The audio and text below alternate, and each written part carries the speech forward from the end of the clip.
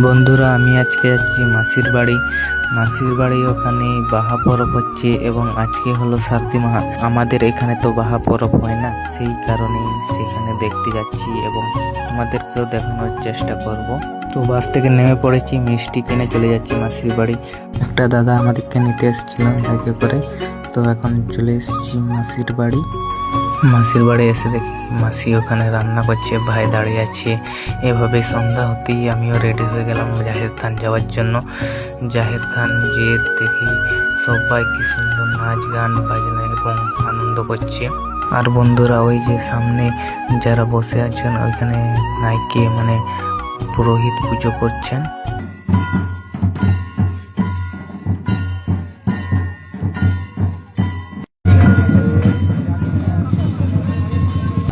তো বন্ধুরা, এখন পুজো শেষ করে গ্রামের দিকে যাচ্ছি।